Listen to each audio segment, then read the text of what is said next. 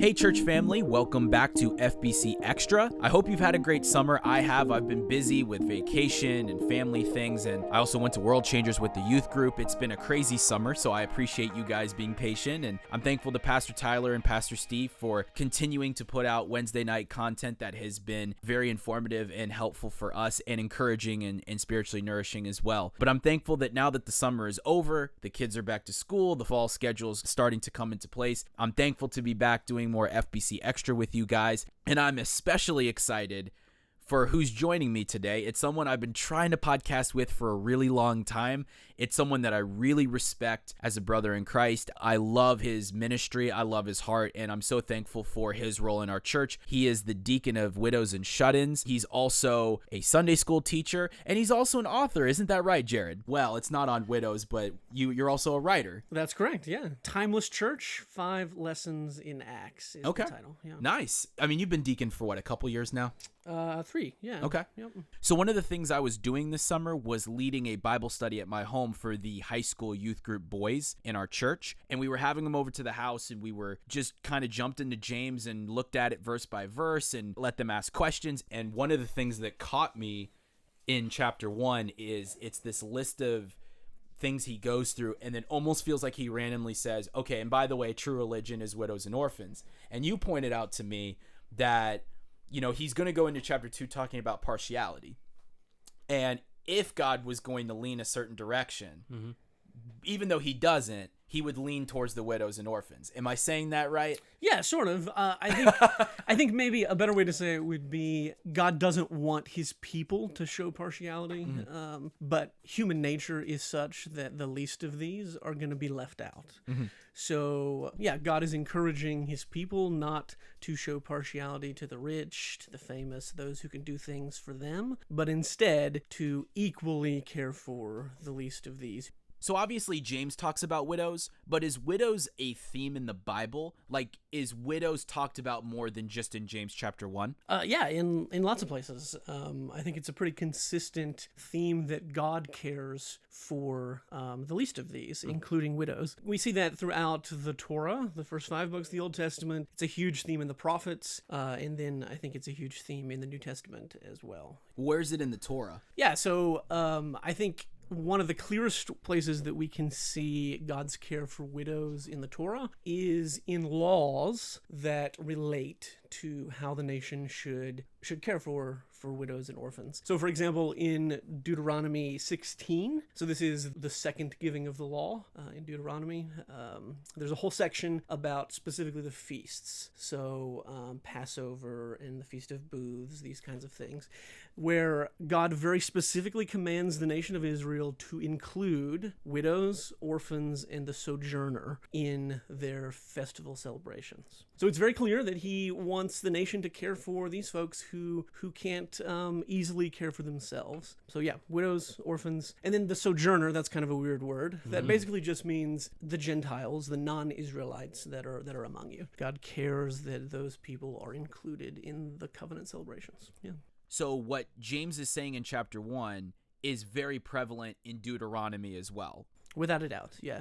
So it's been there from the beginning. Correct. So God's making very clear from the beginning that he has a care for orphans, he has a care for widows, he has a care for those who can't take care of themselves and the outcasts of societies, right? Absolutely. And here's a very direct reference, if you want, from Psalm 68, verse 5. It says very clearly, "Father of the fatherless and protector of widows is God in his holy habitation."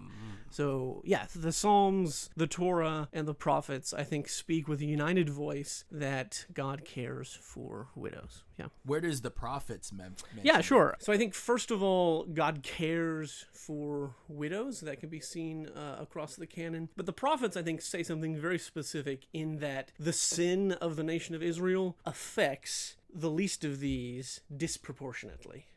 Okay, so when the nation of Israel doesn't do what God's commanded, when they don't follow the law, when they don't follow God's ways, it hurts the poor, and it hurts the underprivileged, and it hurts widows and orphans more. Yeah, so in Ezekiel, for example, Ezekiel 22, there's a very clear instance where God says, hey, because of God through his prophet Ezekiel says, hey, because you are sinful, because the nation is not doing what I've told you to do, it's really hurting the widows, it's really hurting the sojourners, and it's really hurting the fatherless. So again, we have those same three categories that we saw in the Torah. Here in the prophets are concerned that because Israel isn't doing what they've been commanded to do, that these vulnerable people are suffering as a result. So when the Bible mentions widows, is it talking simply about women who have lost their husbands, or does this also apply to men who don't have a spouse? Yeah, so I think in the biblical text, when we see widow, the biblical author is intending you to understand that as a woman who's lost their husband. Yeah, for sure. And I think the reason for that is cultural. Because especially in their culture, a woman who's lost her husband has lost something truly great in that society. She's not going to be able to very well take care of herself. She's going to be without status. She's going to be without a family to sort of take care of her. Because in that culture, women were very, very limited in the sort of roles that they were able to take in society. It was essentially just homemaker and caring for children and caring for the household. So without a husband, all of that is kind of lost. And that's kind of Naomi and Ruth. Exactly. Yeah, that's a great example. Yeah. So it's not just simply women who have lost their husbands. Does this also apply to women who don't have children old enough who can take care of them, and they don't have anyone who's able to kind of look after them? Yeah, so I think the biblical expectation is that children are going to care for their parents when needed. And I think, especially in the Old Testament, the model of what a family looks like is very different than what we think of today. We think of a mom and a dad and children as being the family. But in the Old Testament, it's much broader than that.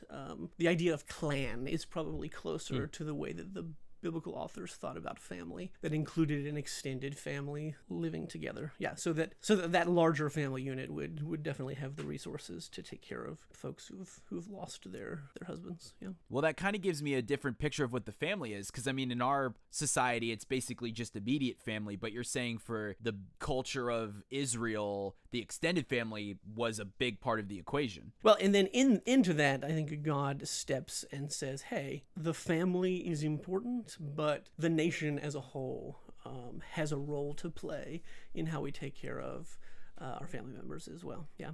So do widows appear in Jesus' ministry? And if they do, how does he interact with them? Yeah, that's a great question. So far we've seen that God cares for widows. That's very clear in the Old Testament. And that when Israel as a nation sins, the vulnerable, such as widows, suffer the most. When we get to the New Testament, Christ models the care for widows that's commanded by God in the Old Testament. And we can see that in a bunch of different places. But one of my favorite passages is Luke chapter 7. So in Luke chapter 7, we see an instance where Jesus heals a widow's son. And when I say heal, I really mean brought him back from the dead, resurrected him. And it's interesting because this passage mirrors a situation that we see in 1 Kings with Elijah doing a very similar miracle. So Jesus in this passage is very clearly showing intense care for the widow. The passage says in Luke 7 verse 13, "And when the Lord saw her, he had compassion on her and said to her, 'Do not weep.'"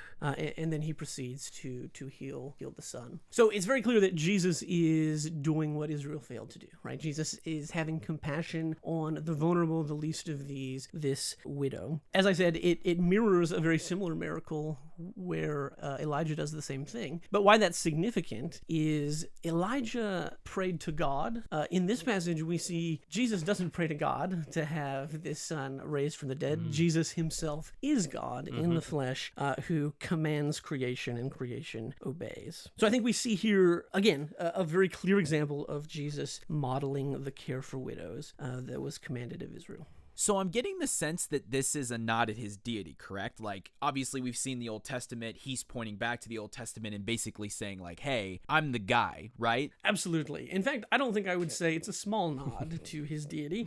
I think Luke intends for us to read it that way. And I'll give you an example for why. Verse 15 in that passage says, "And the dead man sat up and began to speak, and Jesus gave him to his mother." That phrase, "Jesus gave him to his mother," in the Greek text is an exact quote of the Greek text in 1 Kings. Like that exact phrase appears there. So it seems pretty clear that Luke wants us to see Jesus in light of Elijah, and it's a mirror of that story, except for that detail. Yeah. Where it's not just a prophet asking God to do a miracle, it's a prophet doing the miracle by the power of God. And notice also that the crowd that's present, knowingly or unknowingly, speaks the truth about who Jesus is. In verse 16, it says, "Fear seized the crowd, and they glorified God, saying, 'A great prophet has risen among us, and God has visited his people.'" So the crowd probably is only thinking, okay, God has done a miracle through this great prophet. But the way it's recorded here, man, it really seems like we're supposed to see Jesus as God visiting God's people. I know sometimes with ministries, there's one specific instance or verse that really sticks out to us and is the mantra of our ministry. For you, is there one as the deacon of widows that you say, this is a verse or this is a story or this is a passage that really speaks to me and is sort of the fuel to the fire for why I do what I do? Yeah, so a really important passage in Luke's gospel appears in chapter 4. Beginning in verse 16, we see Jesus, this is a familiar passage, I think, to a lot of people, where Jesus stands up in the synagogue and begins to read from the Isaiah scroll. I'll just read what Jesus reads from Isaiah. He says, "The Spirit of the Lord is upon me, because he has anointed me to proclaim good news to the poor. He has sent me to proclaim liberty to the captives and recovering the sight of the blind, to set at liberty those who are oppressed, to proclaim the year of the Lord's favor." And then Jesus goes on to say that in your hearing today, these words have been fulfilled. So Jesus is showing what his ministry is going to look like. This is happening right at the beginning of his public ministry. And he's saying essentially that he is the promised Messiah that's been proclaimed in the Old Testament. And just like the future time that Isaiah envisions is coming, when this Messiah will work wonders and where he'll bring God's kingdom to earth, Jesus is saying, I'm that guy and I'm doing it right now. And notice that such a big part of that ministry is caring for the least of these. It's bringing good news to the poor. It's proclaiming liberty to captives. It's bringing sight to the blind. It's setting at liberty those who are oppressed. And that includes widows, for sure. And we'll see that as this passage goes on, a little further down in that chapter, you can see that Jesus is rejected by the people that he's speaking to. And I believe this is the passage where they try to kill him eventually. But a little further past that, we see that Jesus expected to be rejected by these people. And he says, this is what happens to prophets. Prophets in the past have been rejected by the Jewish people. Yeah, pretty consistently. Yeah, and he gives the examples of both Elijah and Elisha. And he says that in those days, those prophets were doing just what I'm doing. They were rejected by the Jewish establishment and then went to minister to Gentiles and went to minister specifically to widows. He mentions that in connection to both Elijah and Elisha in that passage. So yeah, I think it's very clear that the ministry of Jesus is centered on those who are less than and who really need the gospel more so than those who have power or riches already. He's focused on the least of these, and that includes, by his own words, widows. So when Jesus and Paul talk about God chooses the weak things of the world to shame the strong, and God chooses the poor to shame the rich or whatever, is that what he's talking about or alluding to? Yeah, I certainly think that is how God cares about people. Yeah. That he uses the weak things of the world to shame the strong. That's just the way God works in the world. And I think the reason for that is because God cares about justice. He cares about making what is wrong right in the world. I think that's the simplest way to put what justice is. And keep in mind that everything wrong in the world is a result of sin, right? God caring about justice is the entire mission of God in a nutshell. And I think we can see that when it comes to widows and orphans, because their very situation in the world is not right. It's a result of something wrong. Yeah, so God working to accomplish justice in the world is why he cares so deeply for widows and orphans. So we've seen so far that God cares for widows.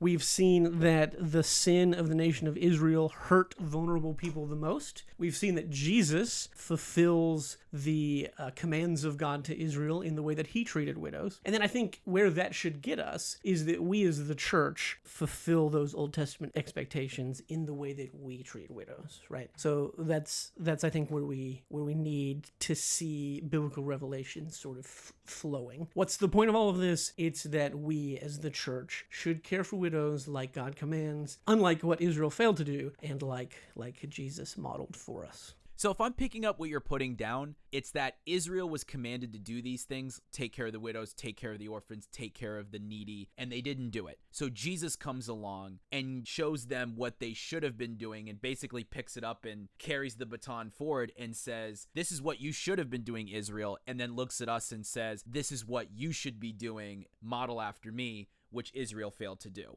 Absolutely, yeah. Christ is modeling the care for widows that God commanded for Israel. But yeah, even more pointedly than that, Christ being God is caring for widows as a part of his character. Yeah, for sure. Your role at Forest as deacon of the widows and shut-ins, what does that look like for you? Yeah, it looks like nothing fancy, but just a few things that I try to do to help our church care for widows. First off, I spend time calling our widows and speaking to them over the phone, having good conversations, hopefully, just to help them know that they're seen and cared for by the church.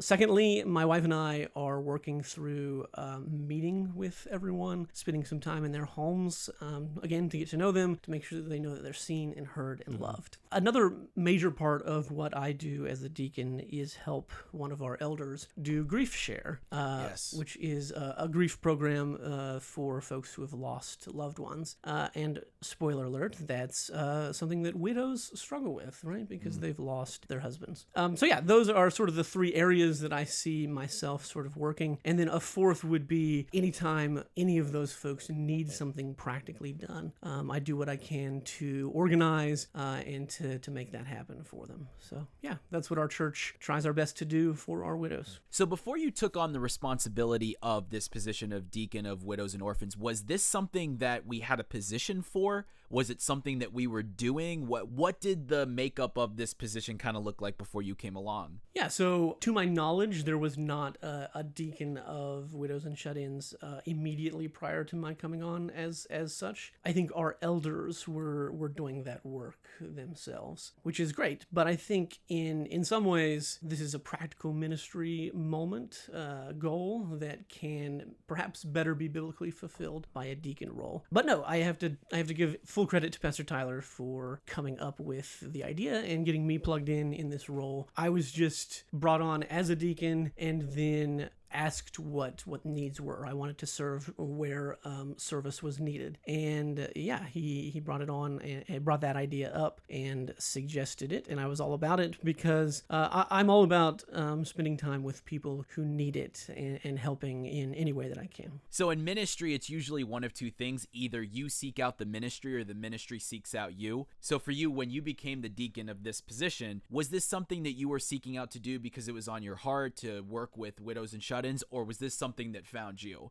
Yeah, I do have a particular heart for widows because my father died a few years ago. So I've seen the plight of a widow kind of firsthand in my mother. So yeah, I certainly, I think, have a particular care for women who are suffering in that way because I've seen it firsthand. Yeah. So what does that look like practically for Forest as you do this ministry? What does that look like? Yeah, like I said, I think what we as Forest do falls in a couple of different buckets. I think primarily what I want our widows to know is that they are seen, known, and loved. Because I think oftentimes these vulnerable populations are just forgotten in churches and in the world. So that's where talking, calling, visiting, that kind of stuff kind of fits in. But then secondly, I think it looks like assistance, whether that be practically like raking leaves or moving furniture or those kinds of things. And often that's where our men's ministry steps in and a larger group is needed and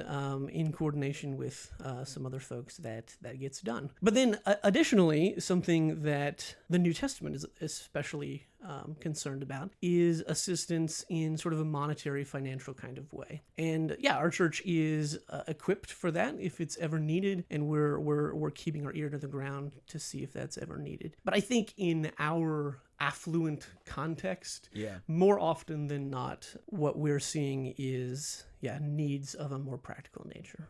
Gotcha. Yeah. So what is a shut-in? Like, widow, I feel like we can easily, like, okay, so you're saying widows are women who have lost their husbands. What constitutes a shut-in, and what does the Bible, does it clarify on shut-ins? Yeah, so a shut-in is essentially just someone who can't make it out to services, can't leave their home for various reasons, or perhaps just aren't able to do so very often. Yeah. So again, I think that's a place where we as the church are able to step in. So I think a practical example would be COVID. Exactly. Yeah. A lot of people since COVID aren't coming. A lot of us experienced what it was like to be stuck in our homes, right? For a lot so of we time. were all shut-ins. Yeah, we were all shut-ins during COVID.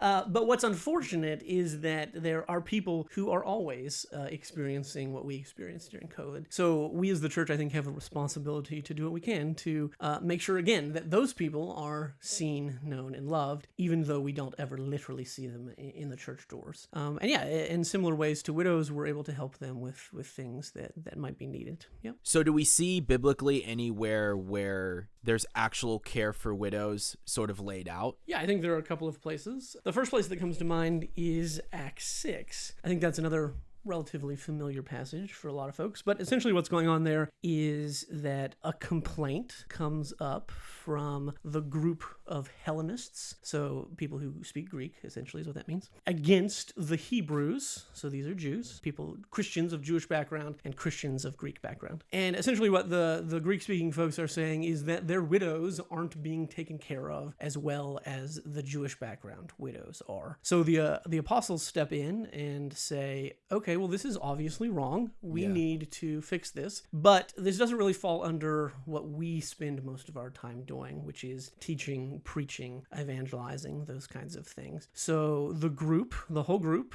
sort of met and picked some people, some men who could step in and fill that need, fix what was wrong, accomplish justice, you might say, in the situation. And yeah, they do so. They name a bunch of men to go fix the problem. And I think it's interesting, all of the names that are listed there appear to be of a Greek background. That doesn't entirely mean that they were all Gentile or non-Jewish, but it seems to suggest that the group of people who brought up the complaint and had the issue were given the responsibility to help fix it. But yeah, that I think is a very clear biblical picture of a need arising and the church meeting the need, especially the needs of widows. And I also think that though the word deacon doesn't appear in these passages, or in this passage, I think these men who are pointed here in Acts 6 are certainly proto-deacons in some sense. That this, what happens here becomes the model for deacons later in the New Testament. So I like to think of podcasts as driving on the interstate. You only get off on an exit if you absolutely have to. So real quick off the exit question, we've been working through James. When James talks about widows and orphans and he immediately goes into favoritism, he's the leader of the Jewish church. Do you think there's a connection between Acts 6 and James 2? In favoritism? No, I think that's a great connection. I would have to, I think, study a little more to know for sure. But yeah, on first look, I think that's exactly the situation that James has in mind when he's writing his letter. He's probably thinking back to this situation and saying, now, wait a minute, we need to stay away from favoritism. We need to stay away from partiality, especially when it is because of economic lines or in this case, even more specifically. I'm assuming the Jewish Christians thought, okay, we'll take care of the Jewish orphans, but they're on their own for the Gentile widows and all that. The word I was looking for was racial lines. There's definitely a distinction there that, I think James is thinking of this situation. Yeah. So when you talk about the monetary helping of widows and orphans that the New Testament seems to hit on, what does that look like practically? Yeah, so in 1 Timothy chapter 5, Paul gives a list of let's call them qualifications for widows who are to be put on what he calls a widow list, which are folks that the church would have responsibility for financially. Yeah. And he has some pretty specific requirements for those people. There's an age requirement. There's that they have to have a good reputation. What's the age requirement?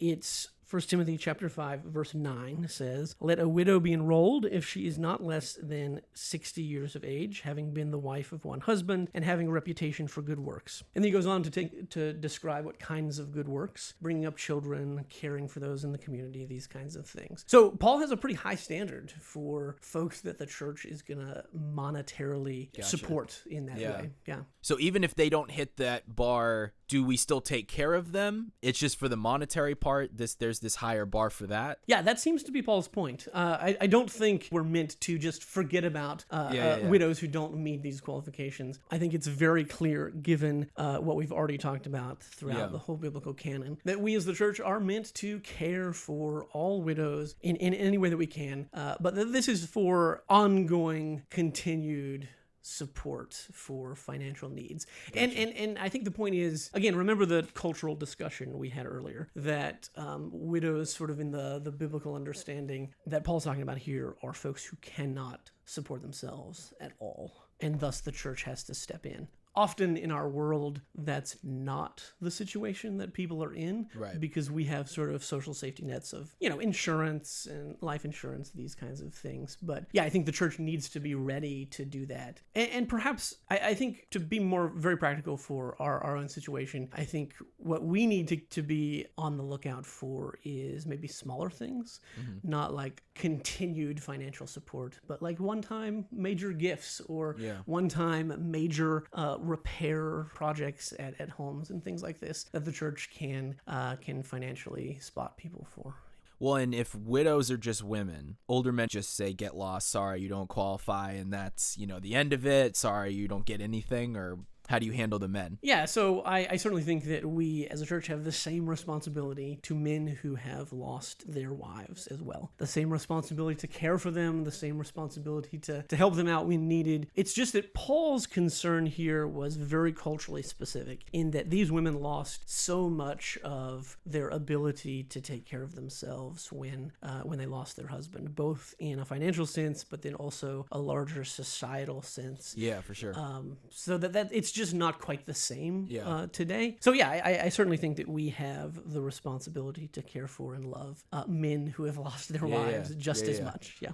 Does it change? God forbid, some people lose their husbands really early. I've got a friend, she's in her 30s and she's already grieving the loss of a husband. Very rare, but does it change? Obviously, your monetization rules have 60 on it. Does care look different for the younger who lose their spouses unexpectedly at a young age? Yeah, so I think in Paul's context, he would expect that woman to remarry. Her immediate financial needs would be taken care of. I think in our context, socially, that looks a little bit different, and it's going to look different for each person. But I think the principle that we can pull out there, regardless of what that woman would decide to do in our context, that we can care for her because she is struggling with something very specific that we know that God cares about, and we can support her in whatever way she wants. So you keep saying church and you keep saying we. Even though you're the deacon of this ministry, do we have to come to you every single time we need something done? I mean, obviously, as the body of Christ, we're supposed to be doing these things. We're supposed to be taking care of widows and orphans and things like that. So are you the funnel that we go through to do that? Or do we have permission to go kind of do it on our own? Absolutely. No, the answer to your original question is no. You don't have to go through me to minister to a widow. And I know that so much ministry in our church happens without my knowledge. So much ministry happens with our widows and other vulnerable people without my knowledge. And praise God for that. I am in no way the arbiter of ministry to widows in our church. I encourage folks to absolutely meet a need when they see the need. There's no need in any way go through me or another deacon or another elder. The body of Christ is filled with the Spirit to do the work of ministry. So yeah, get to it. So what does that look like for us right now, Forrest? What are you looking at right now as you do that, or as we do that? Well, yeah, I think the number one thing that each one of us can be doing is praying for these women. I try to do so on a weekly basis for each one of them, and I would encourage anyone who wants to get involved with widow ministry to do the same. Love these people from afar by praying to God for them and their needs and yeah, whatever's going on in their lives. In that way, we can get to know them better, and in that way, we show that we really do care about them. Another thing that I would suggest is getting to know someone on a more personal basis. If you've got the Alexio app in Forest, I use it all the time. Yeah, exactly. I use it for birthdays. I have everybody in the church, believe it or not, on there because I have the birthdays and I can see, like, if someone randomly texts me, I can see it. So Alexio is a great tool. Yeah, so if you are a member of Forest and you have the Alexio app, then you can reach out to one of our widows and make sure that they know you appreciate them and care for them in that way. Beyond that, I know anytime that myself or the men's ministry or someone else are putting together a work party or that kind of thing, make it known that you're available and make it known that you want to serve in that way, and we'll certainly reach out to you when the need arises. Yeah, and I've been a part of some of those men's ministry events, which have been great. What do you say would be the primary need for the widows we have at Forest? Is it more just someone to talk to? Is it more just, I've moved some furniture and we've had some storms recently, so there's been a lot of that kind of stuff. But what would you say is the primary kind of need you think the Forest one specifically have? Yeah, I mean, I think it falls into sort of two buckets. You've touched on both. Oh, okay. But I think our widows are in need of relational care and more practical care. Mm-hmm. And I think anyone, hear me, anyone can do both of those. Yeah. So yeah, I encourage you to get involved. And I think one of the last things I'm thinking about just practically is, for me, I don't strive to be an old person. You know what I mean? Like, a lot of us who are young go, man, being old just seems like it stinks in a lot of different ways. We can't relate to that generation. And nah, that's not for me. I don't know how to relate to them. I don't want to think about being old. So if I'm struggling to care about the people at my church that are older and struggle because I don't feel I can relate to them, what would be your counter argument to that? Yeah, I think that in some ways I would identify with what you've said in the past, but I think the Spirit of God has softened my heart towards widows, like I mentioned, through my own mother. As a result, I think my eyes have really been opened to see that every single believer has a part to play in the community of God, that every single believer has something so specific and special to bring to the table. I think that can help us to see and relate to these people much better because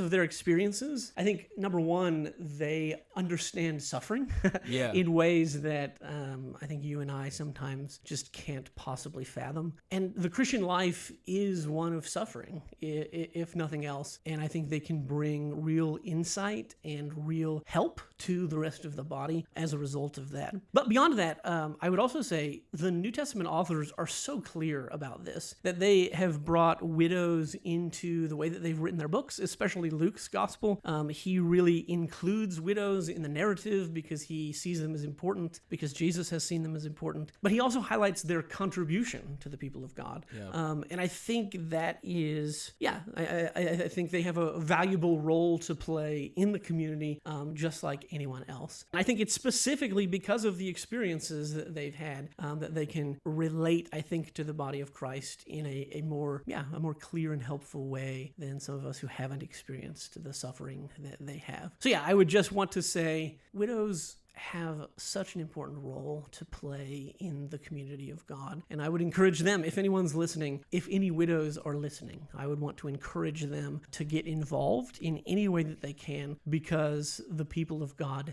need them.